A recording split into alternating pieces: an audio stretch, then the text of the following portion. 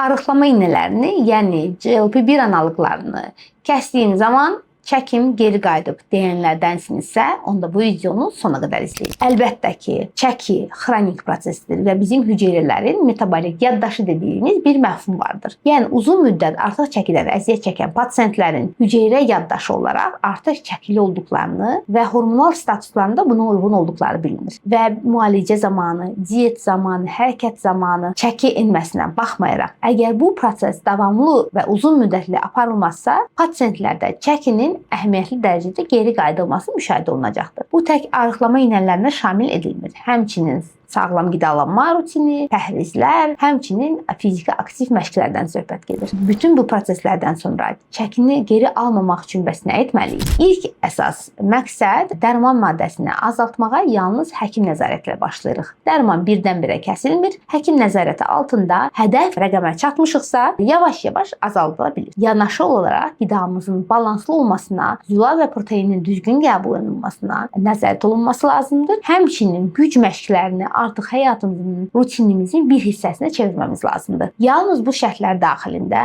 siz bu iynələrdən, bu dərman maddələrindən qurtaran zaman çəkinizi sabit qoruya və davamlı olaraq uzun müddət sağlam qala bilərsiniz. Özünüzdən müğayət olun və bu videonu arıqlama iynələri ilə bağlı miflər yayan dostlarınıza, tanışlarınıza göndərməyi unutmayın və düşünün ki, həkimdən soruşmaq daha düzgün və daha doğru qərarınız olacaqdır. Sağ olun.